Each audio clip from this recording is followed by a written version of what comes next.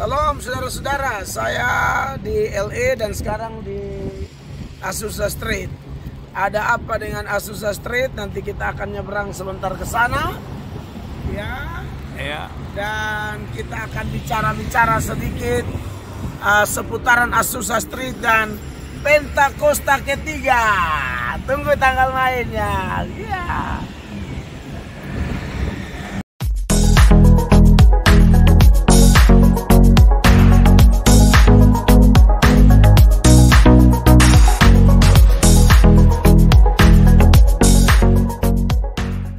Shalom saudara-saudara yang diberkati oleh Tuhan Yesus. Ini lanjutan dari video saya berkaitan dengan Azusa Street, ya. Itu lokasi di mana teman saya Pak Yongki Ramlan sedang foto. Ya, itu lokasi di mana seorang yang dipercaya mengalami lawatan Roh Kudus yang namanya William Seymour, seorang berkulit hitam yang mengalami gelombang pekerjaan Roh Kudus secara luar biasa pada tahun 1906 sampai 1931, ya.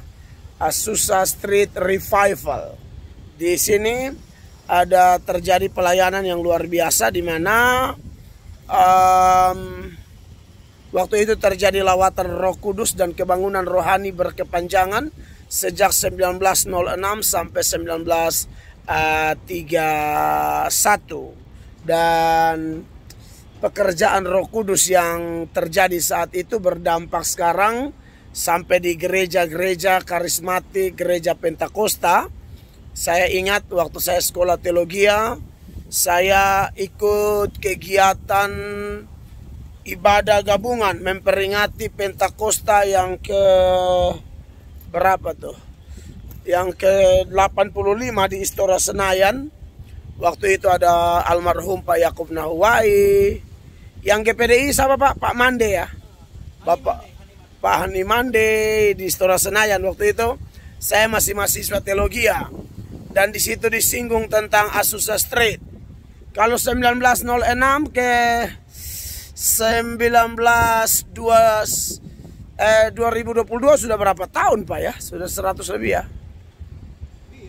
Pokoknya itulah. Kalau 100 tahun itu kan perayaannya heboh. Oh, sudah 116 tahun, ya. Saya masih ingat waktu saya sekolah teologi tahun 2006 itu 100 tahun. 2006 itu peringatan 100 tahun. Ya, saya wisuda. Dan waktu itu hanya bilang Azusa Street, Azusa Street. Tapi saya tidak pernah datang. Tapi puji Tuhan, karena kemurahan Tuhan saya ada di Azusa Street yang kedua kali. Yang pertama saya bersama almarhum yang baru meninggal baru-baru Pendeta Mangapul Segala. Kami berdua persis di lokasi. Kami datang di lokasi ini, kami buat video di sekitar sini.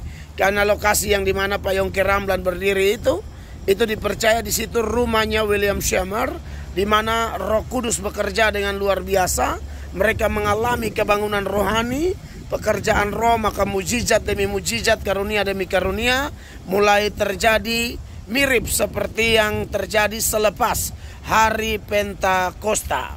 Nah, oleh Tuhan Yesus Kristus.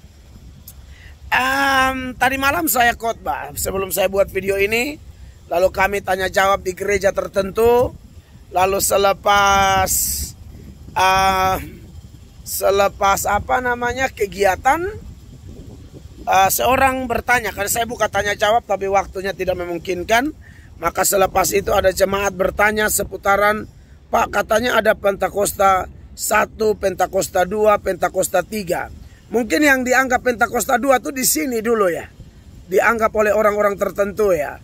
Ya, itu pandangan manusia dan saya menyebutnya itu layak didiskusikan. Tetapi kalau kita berpatokan kepada ajaran Alkitab, bukan pendapat manusia, pandangan manusia, produk firman, maka saya mempercayai Pentakosta itu hanya terjadi satu kali.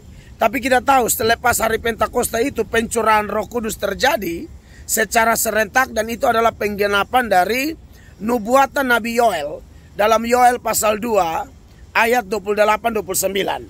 Dan memang waktu Petrus berkhotbah di hari Pentakosta itu, di mana ada tiupan angin keras, ada lidah-lidah api, lalu ada bahasa-bahasa asing, bahasa-bahasa lidah, di mana ada bahasa Kapadokia, Pontus, Partia, Elam, dan lain sebagainya. Lalu ada orang menyindir, dan Petrus bangkit, mulai Kisah 2 ayat 14 dan seterusnya. Petrus mulai berkhotbah dan menanggapi bahwa yang terjadi itu bukan mabok anggur, karena mereka menyindir kan di dalam Efesus 2 Kisah Para Rasul 2 ayat 13 itu kan. Lalu ayat 14 Petrus mulai berkhotbah menanggapi, dan berujung Petrus juga kutip Yoel pasal 2 ayat 28-29 itu. Saudara bisa lihat di ayat 15, 16, 17 dan seterusnya ya. Nah, artinya bahwa yang terjadi itu benar-benar hari pencurahan Roh Kudus yang dijanjikan di Nabi Yoel itu.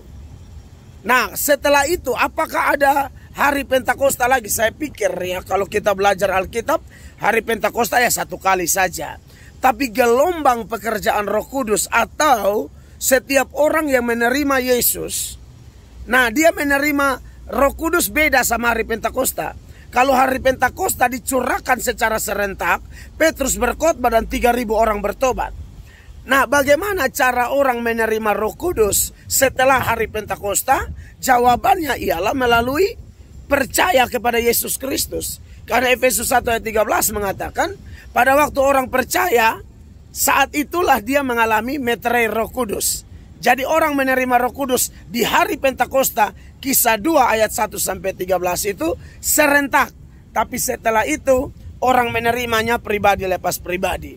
Dan Roh Kudus adalah, saya pikir, yang paling penting menghadapi zaman ini ya.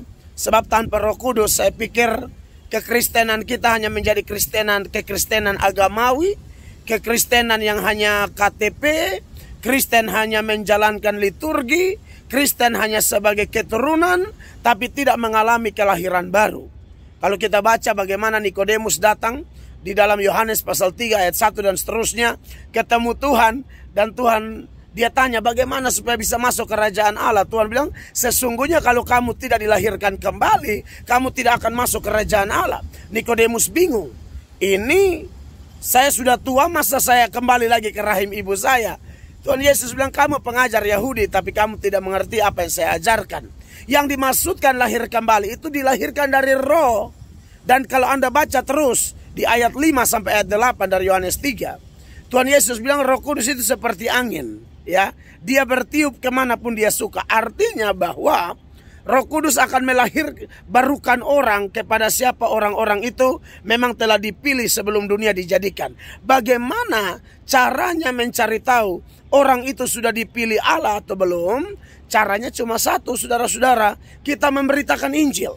Kita harus memberitakan Injil. Dan tugas memberitakan Injil bukan hanya pendeta, bukan hanya gembala sidang, tapi setiap kita harus memberitakan Injil.